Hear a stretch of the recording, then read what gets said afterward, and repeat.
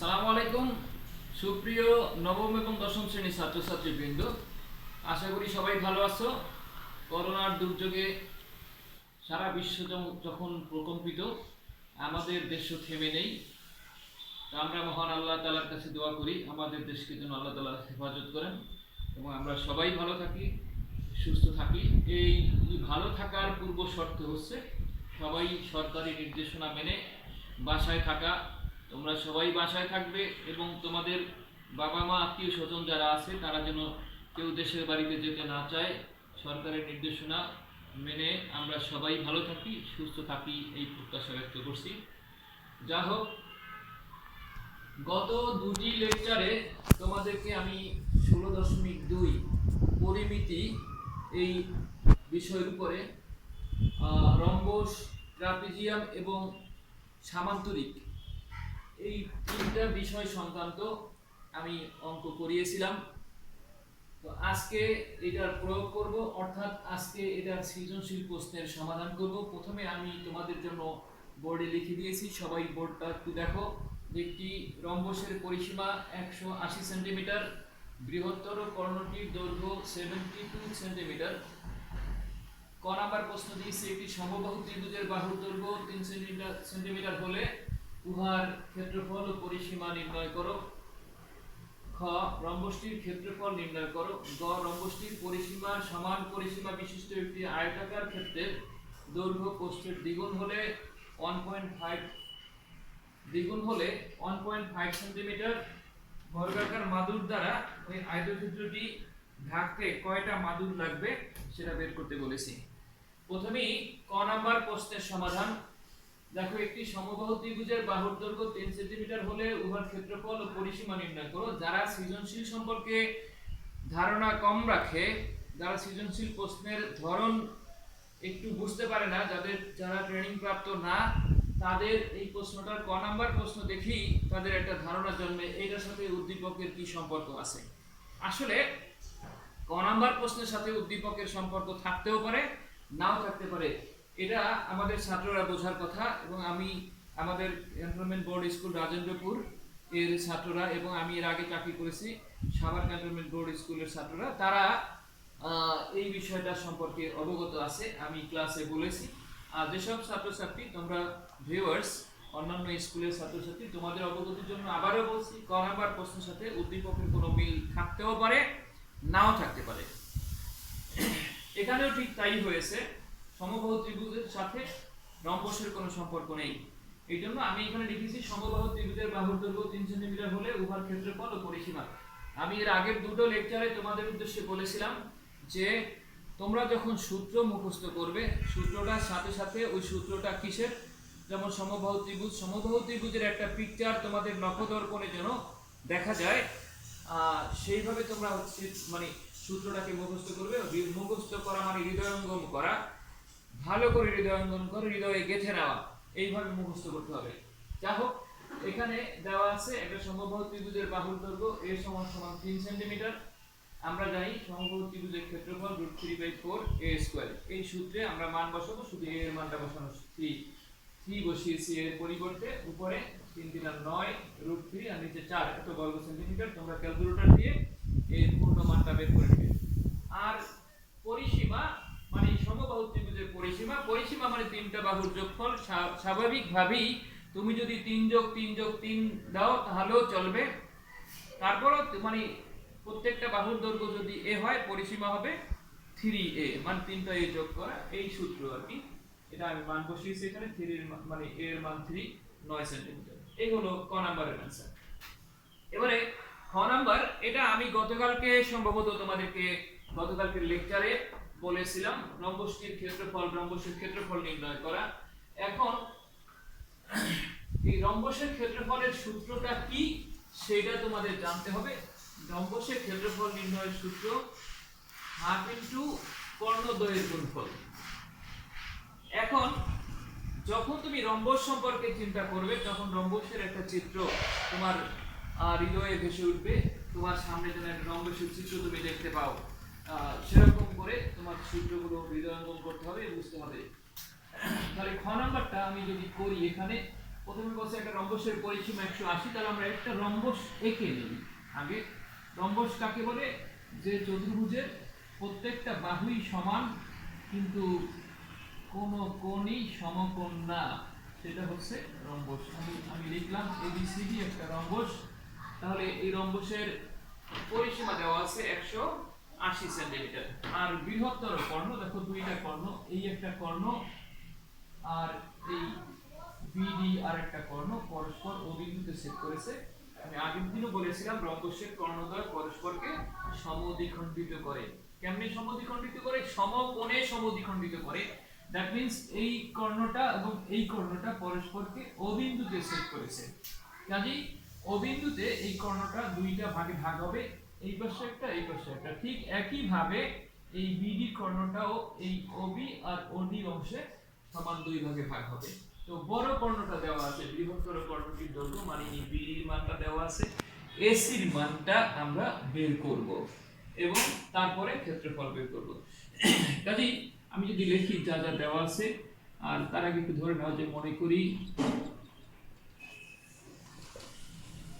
A B C D রম্বসের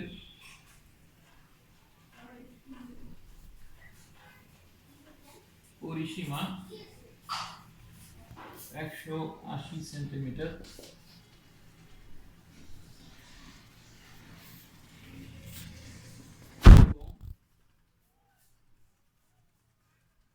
বৃহত্তর কর্ণ BD equal to 72 centimetre দেওয়া আছে। আমরা কিন্তু এখনো অঙ্ক করিই নাই বলা যাবে, আমরা শুধু চিত্রটা এঁকেছি এবং কি কি দেওয়া আছে এটা লিখেছি। তাহলে অতএব রম্বসের আরেকটু ধরে নাও যে এসি ও বিডি কর্ণদ্বয় পরস্পরকে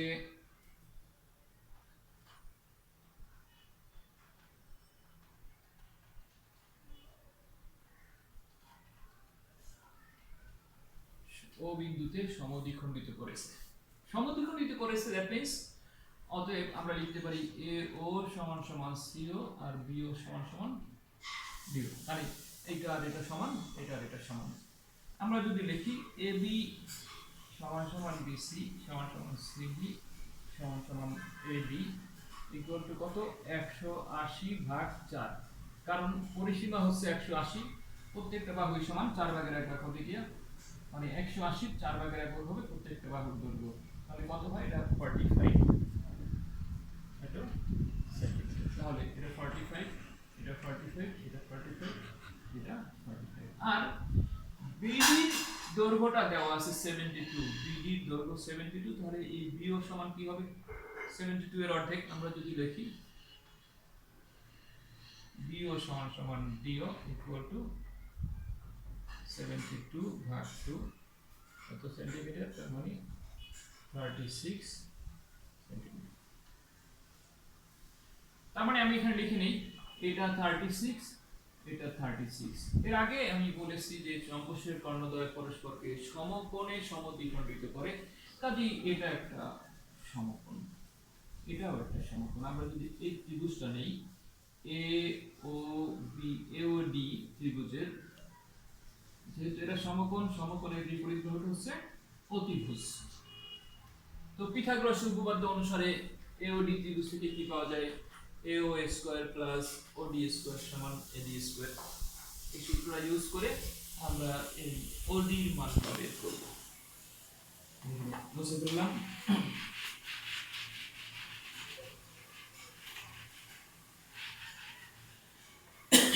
দেখো যে কোনো ত্রিভুজ থেকে তোমরা বের করতে পারো, এটা থেকেও বের করতে পারবা, এটা থেকেও, এটা থেকেও, যে কোনোটা থেকেই বের করতে পারবা। যদি দেখি ত্রিভুজ AOD হতে পাই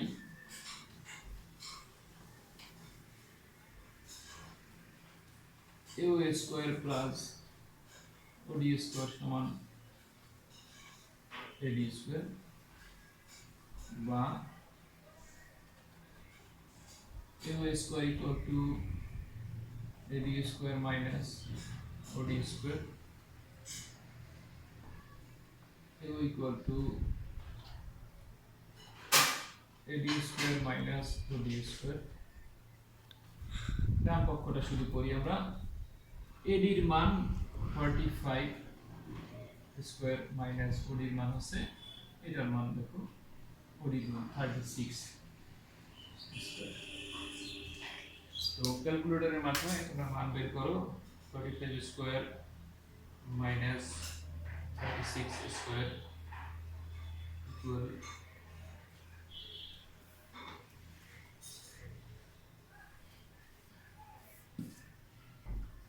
45 স্কয়ার মাইনাস 36 স্কয়ার ইকুয়াল হচ্ছে 729।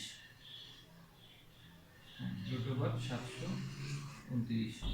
729 এর রুট করো 7 কত 27। তাহলে আমরা পেলাম AO ইকুয়াল টু 27 এত সেন্টিমিটার। তাহলে আমরা পেয়েছি AO এর মানটা 27 এটা। তাহলে একেবারে অটোমেটিক এটার মান হচ্ছে 27। আমি লিখেছিও তোমাদের অংশের ভিতরে AO সমান সমান CO।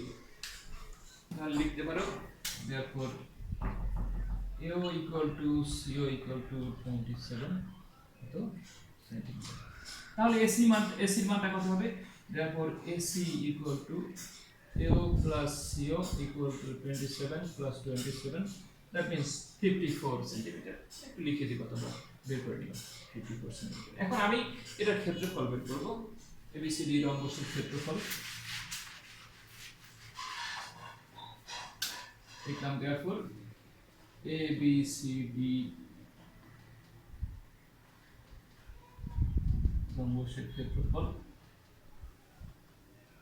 হাফ ইনটু কর্ণ দুইটার গুণফল, কর্ণ একটা AC আর একটা BD, হাফ ইনটু AC এর মান হচ্ছে 54 আর BD হচ্ছে 72। ভাগ গুণ করলে এত হওয়ার কথা 1944 এত বর্গ সেন্টিমিটার। ক্যালকুলেটর দিয়ে কনফার্ম করে নেই। 54 ইনটু এটাকে ধরো 2 দিয়ে কেটে দিলাম 36, হ্যাঁ 1944 এত বর্গ সেন্টিমিটার। আমাদের খ নাম্বার অ্যানসার করা হয়ে গেল। আমি আবারও বলছি, যখন তোমরা চিত্র ছাড়া সূত্র মুখস্থ করবে তখন কিন্তু ওইটা বেশি দিন মনে রাখতে পারবে না, বেশি সময় মনে রাখতে পারবে না। এই জন্য আমি বারবার বলি, তোমরা সূত্র মুখস্থ করার সময় চিত্রটা সহ মুখস্থ করবে, দেখবা যে একবার একটু কষ্ট হবে মুখস্থ করতে, কিন্তু আর কোনোদিন এটা ভুলবে না। আচ্ছা, গ নাম্বার প্রশ্ন দেখো। আমি এখানে লিখেছি রম্বসটির পরিসীমার সমান পরিসীমা বিশিষ্ট একটি আয়তাকার ক্ষেত্রের দৈর্ঘ্য প্রস্থের দ্বিগুণ হলে 1.5 সেন্টিমিটার বর্গাকার মাদুর দ্বারা ওই আয়তাকার ক্ষেত্রটি ঢাকতে কয়টা মাদুর লাগবে? তাহলে আমরা প্রথমে আয়তাকার ক্ষেত্রের ক্ষেত্রফলটা বের করে নেব। তার আগে আমরা দেখি যে আয়তাকার ক্ষেত্রের পরিসীমা কত। পরিসীমা আমি বলছি রম্বসের পরিসীমা। রম্বসের পরিসীমা হচ্ছে 180 সেন্টিমিটার। রম্বসের পরিসীমা কত? 180 সেন্টিমিটার। ঠিক ওই প্রশ্ন অনুসারে আয়তাকার ক্ষেত্রের পরিসীমা হবে 180 সেন্টিমিটার। গ নাম্বার গ, যে প্রশ্ন মতে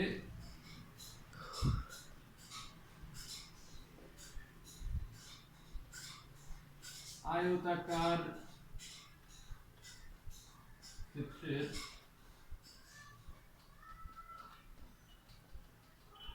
পরিসীমা সমান 180 সেন্টিমিটার। এখানে দেওয়া আছে দৈর্ঘ্য প্রস্থের দ্বিগুণ। যদি দেখো ধরি ক্ষেত্রটির প্রস্থ x সেন্টিমিটার, তাহলে ক্ষেত্রটির দৈর্ঘ্য কত হবে? দৈর্ঘ্য হবে দ্বিগুণ মানে 2x সেন্টিমিটার। তাহলে ক্ষেত্রটির পরিসীমা কত? পরিসীমা মানে 2 ইনটু দৈর্ঘ্য প্লাস প্রস্থ। এটা তো সূত্র। নরমালি আমার এই বোর্ডটার দিকে সবাই তাকাও। এই একটা দৈর্ঘ্য, এটা একটা দৈর্ঘ্য, মানে দুইটা দৈর্ঘ্য আর দুইটা প্রস্থ। মনে করো যে এটা 2x, তাহলে এটা 2x কত 4x, আর এটা x আর ওইটা x, মানে 2x 4x আর 2x 6x। এখানে ঠিক তাই, তোমরা যে সূত্র মুখস্থ করো 2 ইনটু দৈর্ঘ্য প্লাস প্রস্থ, দৈর্ঘ্য মানে 2x আর প্রস্থ হচ্ছে x, এত সেন্টিমিটার। দ্যাট মিন্স 2 ইনটু এখানে 3x সেন্টিমিটার 6x সেন্টিমিটার। এইভাবে তোমরা পরিসীমাটাকে মনে রাখো। পরিসীমা মানে সীমানাটা কত, সেটা হোক যে কোনো আকৃতির, সেটা বৃত্ত হলেও ওই যে তোমরা বলছো বৃত্তের পরিধিটাই পরিসীমা। ত্রিভুজের ক্ষেত্রফল, ত্রিভুজের পরিসীমা, ত্রিভুজের 3টা বাহুর যোগফল। আয়তক্ষেত্রের পরিসীমা, এই আয়তক্ষেত্রটার 4টা বাহুর যোগফল। আচ্ছা, প্রশ্ন মতে এই 6x ইকুয়াল 180 বা x ইকুয়াল 180 ভাগ 6, তার মানে x ইকুয়াল টু 30। এই 30টা হচ্ছে ক্ষেত্রটির প্রস্থ। আর দৈর্ঘ্য কত? 30 ইনটু 2 60 সেন্টিমিটার। তাহলে আমি এই পাশে লিখছি এখন,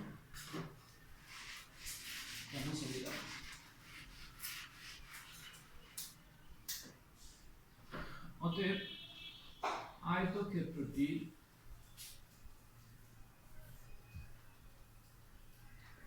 প্রস্থ 30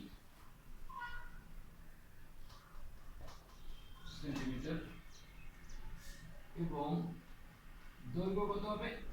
দৈর্ঘ্য দ্বিগুণ 2 ইনটু 30 60 সেন্টিমিটার। এবার এই আয়তক্ষেত্রের ক্ষেত্রফল নির্ণয় করি।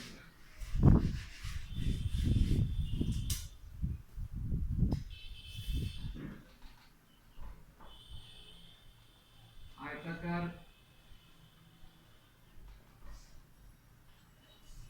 ক্ষেত্রের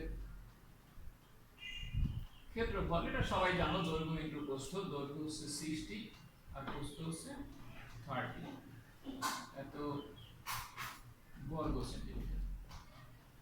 কত হয়? 3 6 1800 বর্গ সেন্টিমিটার। এবারে আমি বলছি 1.5 সেন্টিমিটার বর্গাকার মাদুর দ্বারা ওই আয়তাকার ক্ষেত্রটি ঢাকতে কয়টা মাদুর লাগবে? 1.5 সেন্টিমিটার বর্গাকার, তার মানে হচ্ছে এমন একটা মাদুর যেটার দৈর্ঘ্য 1.5 সেন্টিমিটার আর প্রস্থ 1.5 সেন্টিমিটার। তাহলে ক্ষেত্রফল কত? 1.5 ইনটু 1.5। আমরা যদি দেখি এরকম যে একটি মাদুরের ক্ষেত্রফল কত?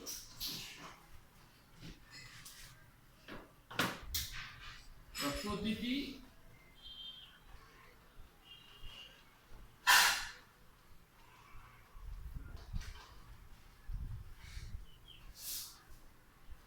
মাদুরের ক্ষেত্রফল 1.5 ইনটু 1.5 মানে 1.5 স্কয়ার, এত বর্গ সেন্টিমিটার। 1.5 স্কয়ারে কত হয়? 15 গুণ করলে 225, মানে 2.25 এত বর্গ সেন্টিমিটার। তাহলে এত বর্গ সেন্টিমিটার ঢাকার জন্য লাগবে একটা মাদুর। এত বর্গ সেন্টিমিটার ঢাকার জন্য কয়টা মাদুর লাগবে? মোটামুটি এটাকে এটা দিয়ে ভাগ করে দিলেই সরাসরি হয়ে যাবে। লিখবা অতএব আয়তাকার ক্ষেত্রটি ঢাকতে মাদুরের প্রয়োজন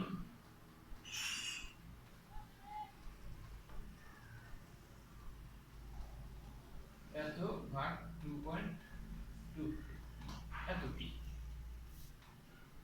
আমরা ভাগ করে দিই।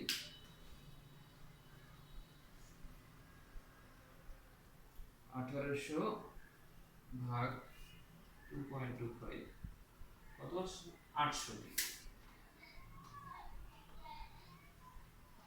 এই आंसर। তো ছাত্রছাত্রী, আমার মনে হয় তোমরা বুঝতে পেরেছো। আমি তোমাদের উদ্দেশ্যে আরেকটা সৃজনশীল দেব আজকে, ট্রাপিজিয়াম সংক্রান্ত। বুঝে দিলাম।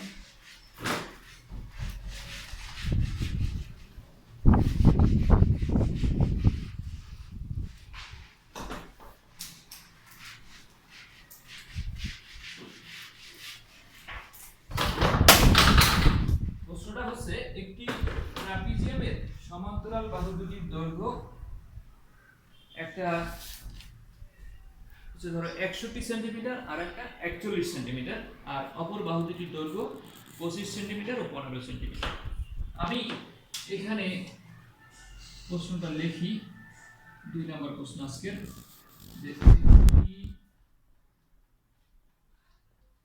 ট্রাপিজিয়ামের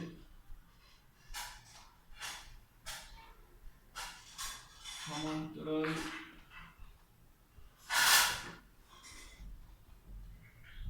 বাহুদ্বয়ের দৈর্ঘ্য 61 সেন্টিমিটার ও 41 সেন্টিমিটার,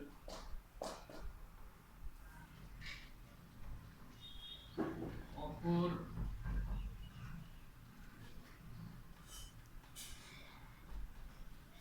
বাহুদ্বয়ের দৈর্ঘ্য 25 সেন্টিমিটার ও 15 সেন্টিমিটার।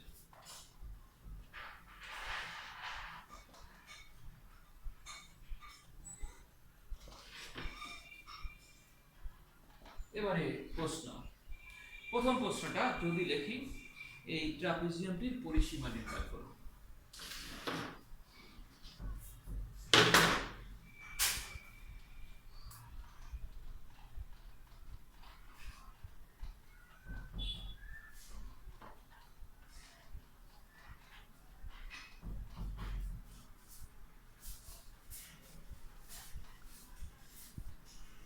খ নাম্বার প্রশ্ন দিলাম আমি, ওই ট্রাপিজিয়ামের ক্ষেত্রফল নির্ণয় করো। না, খ নাম্বার প্রশ্ন আমি যদি লিখি, ট্রাপিজিয়ামটির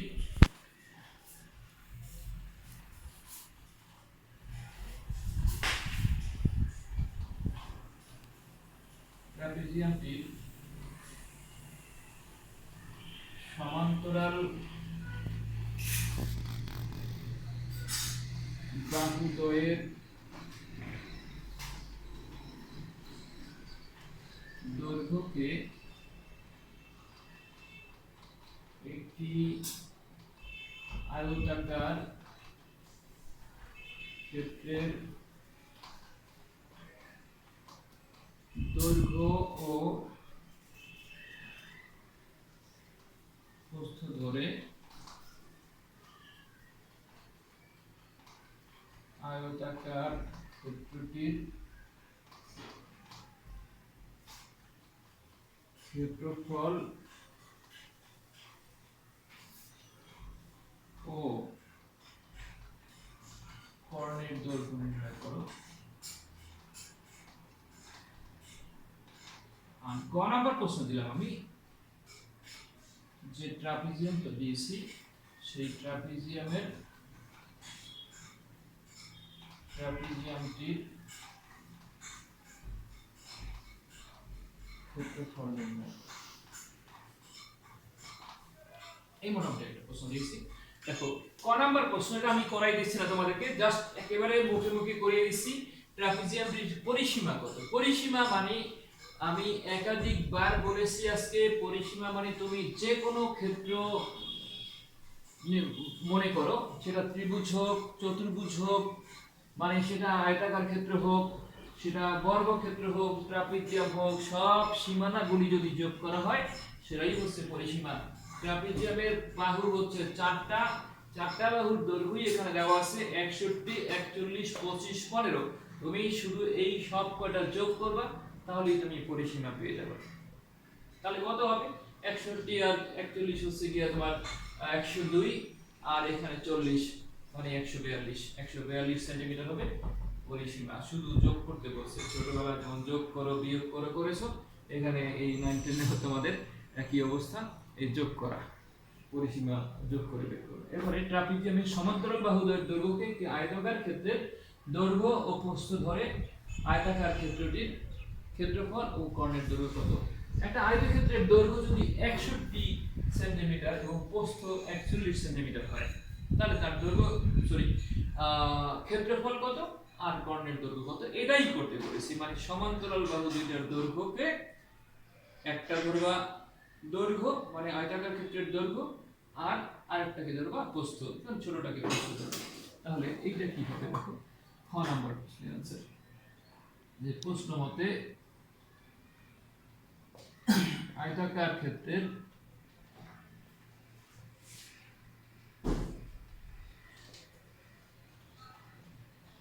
দৈর্ঘ্য a = 61 সেন্টিমিটার,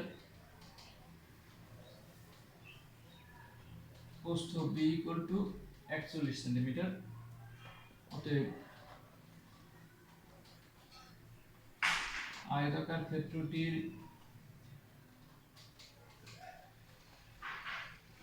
ক্ষেত্রফল সমান দৈর্ঘ্য পূরণ প্রস্থ মানে AB 61 * 41 এত বর্গ সেন্টিমিটার। এখানে যা আসে আমরা ক্যালকুলেটর দিয়ে যদি করি 61 * 41 2500 এত বর্গ সেন্টিমিটার। এটা গেল আয়তাকার ক্ষেত্রের ক্ষেত্রফল। আর পরিসীমার পরিসীমা তো না, কর্ণের দৈর্ঘ্য, এটার সূত্র √a² + b²। √a² মানে 61² যোগ 41² আমরা যদি করি 61² প্লাস 41² তো 5402, এটা রুট করো 5402, রুট করলে আসে 73.4982 এত সেন্টিমিটার। অ্যানসার লেখার সময় দুইটা, এটা লিখবা আর এটাকে লিখবা 73.498 সেন্টিমিটার প্রায়, তাহলেই তোমার অ্যানসার হয়ে যাবে। এখন আমি গ নাম্বার প্রশ্নের অ্যানসারটা তোমাদের করাবো না, কারণ গ নাম্বার প্রশ্নের অ্যানসার আমি গতকালকে করে দিয়েছি। গতকালকে ঠিক এই ট্রাপিজিয়ামের ক্ষেত্রফল আমি বের করেছি।